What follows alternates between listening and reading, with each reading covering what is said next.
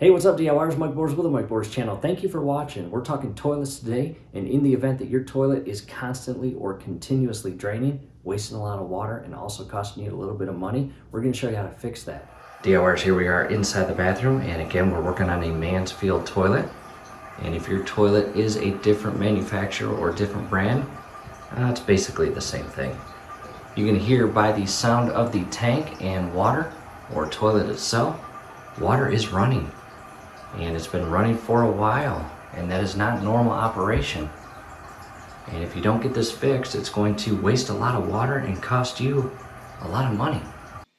So what we're going to do is come down to the left side of the base of our toilet where we have our water shutoff valve. And in our case, ours comes out of the ground. You might have a shutoff valve that comes out of the wall itself. Either or, you have a little handle here that will actually close off the water supply that comes out of the hard pipe and into the pipe that feeds it up to the lower portion of our tank as shown right there.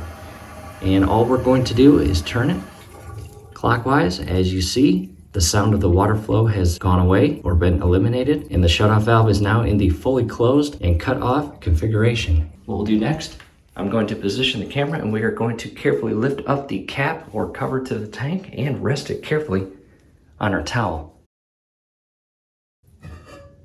This is heavy, be very careful, do not drop it. It'll make a dent in the floor or crack your tile floor, and the cover itself will shatter, and that is not what you want. Take a step back, and again, we just carefully rested it on the seat itself with a towel for padding. Let's go inside the tank and the large blue float as you see there. And we've got our little handle here that feeds through the center piece here. And yours may be a chain, ours is just plastic, but that's no big deal. And this is the shutoff point. As you see, as the float rises, it's going to shut off this section when the water meets the proper level. However, way down in here, we have a rubber gasket. And you can see on the left-hand side, you can't really see it. Let's go over to the right side and you can see it is slightly offset. So if I lift this up, the gasket itself, or O-ring, is no longer seated properly and it looks in pretty bad condition. So what you can do from here is ever so carefully align it back in place, and you might be able to get a day or two, maybe a week tops, out of this worn out seal and buy you time to actually go get replacement parts. However, we are going to show you how to fix that. I'm going to position the camera. We are going to unscrew this very top part. It's plastic thread. Pull it up and pull this entire center housing up and out. With the camera position, again, I'm going to direct my attention to this top part and counterclockwise. Careful, everything's plastic. Just carefully turn it. Go slow.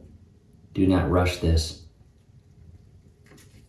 And again, counterclockwise until this little part comes off the threaded portion of this piece here, as you can see.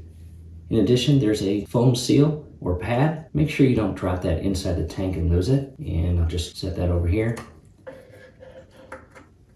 And from here, in the event that you have a very friendly disconnect section of your chain, go ahead and disconnect the chain from the center housing. However, again, ours is a solid piece of plastic and we don't have that option. So what we're going to do is just carefully grab the center piece and pull it up to a point, as well as pull up the float to give me the clearance to pull this up and just shift it out just like that. Drop the float and pull this entire center piece up and out.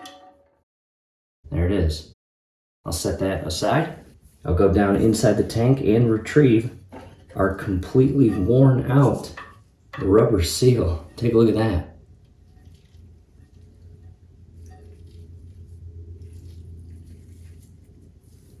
Now to a close-up view of the inner portion of the tank now that we have the center housing and rubber O-ring removed. As you can see, this center shaft here makes it impossible to remove and install our brand new O-ring. So again, we had to actually remove that entire center housing. Now, it's important to note or share with you, not all toilet tank designs are like that. In other words, you may not actually have to remove that entire center housing that we just removed. You might just need to pull up on it, carefully remove the old rubber seal and install a brand new one, and carefully lower that housing back into place to create that watertight seal on the O-ring itself. However, in our case, as you can see, with this center shaft stationary or permanently installed, we did not have that option.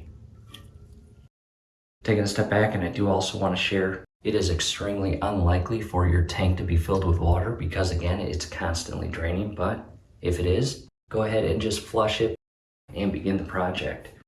And in addition, you can use a sponge, or we have this really cool siphon pump and line. And down below in the comment section, as well as the description section, will be links on where to purchase these parts. Here is our brand new 210-211 valve seal. As you see, fits Mansfield.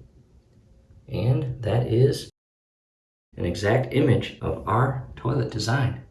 You can see as shown there. In addition to the sponge and siphon pump, I want to show you something real quick on the computer. You might like it. Alright DIYers, here we are on the computer. We're at Amazon.com, and this is the OD Liquid Lock Gel for toilet removal.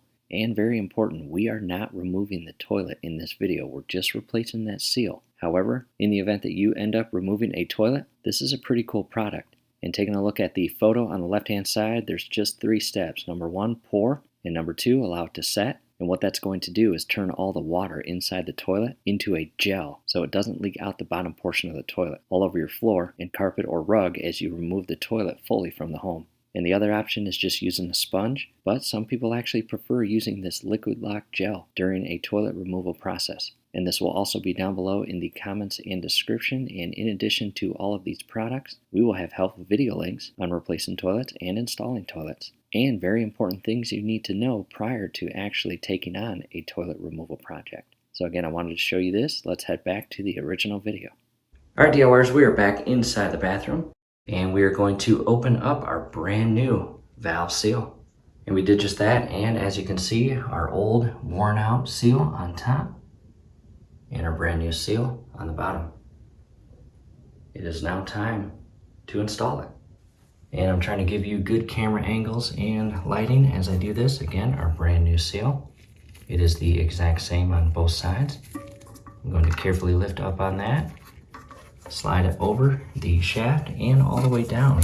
And from here, I'm going to lift up on the float without damaging it. And I'll go down below and push the actual seal in place. And it is going to go on the outer portion of our white plastic base.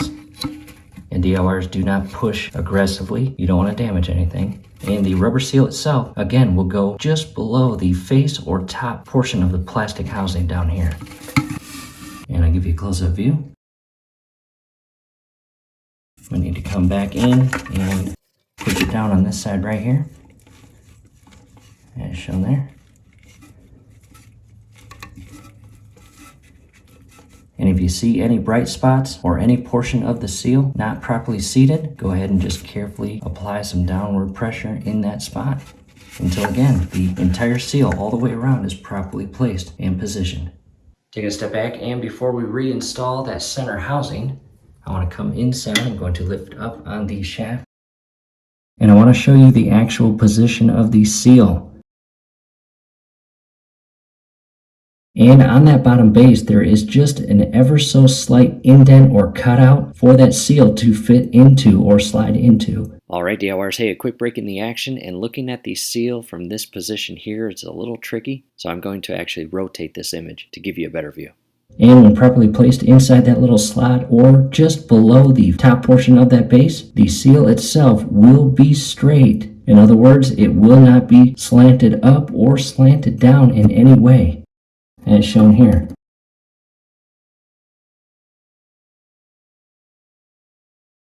And a quick reposition of the camera. I've grabbed my center housing here, and take note of this section right here. That big hole or cutout is where our flush handle shaft is going to feed into. I'm going to simultaneously grab a few things and make sure they are not in the way as I lower this housing in place. I don't want anything to get pinched, and I'm going to position this section right here in a way where I can carefully feed the housing down as well as simultaneously feed it onto the shaft as shown there. And lower everything slowly as shown there. And I'm going to carefully resecure this onto the plastic thread of the top point of this housing. Do not cross thread this, DIYers, it's plastic.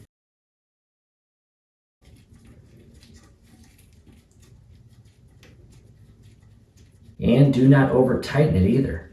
That would not be good. From here, Double check everything in the event that you disconnected your flush handle chain. Make sure that's reconnected. And we've got our float and float shaft or bar or rod and into the shutoff section here. And as the water refills the tank, it's going to raise this float to a point where it's going to put pressure on the shutoff point right here, as you see. And this is an adjustment screw where you can adjust how much water comes into the tank. And DIYers, at this point, double check everything just to ensure everything is properly put back together. And if all looks good, it is then safe to continue to go down below to the shutoff valve and turn it counterclockwise to open up the valve to allow water to fill the tank.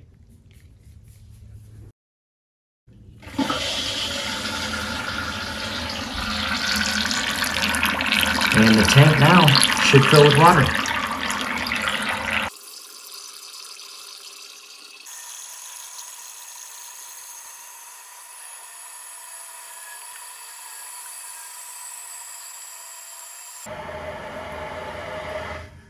Alright, as you see, the tank is filled up and the float came all the way up and applied the pressure to the shutoff portion of the top section here. And you can see by the water line or discoloration line that has been created over the years, the water itself is just a little bit below that. So again, adjust your adjustment screw, which in return will adjust your float and allow the float to come up just a little bit higher to allow more water in. Or if the water itself goes above that line, adjust your screw, which will allow the float to turn off the water at a lower point.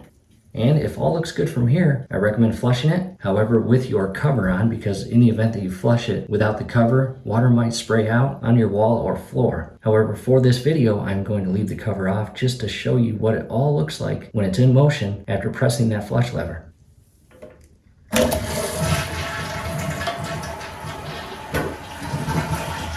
And from here, I'm going to carefully allow the tank to refill.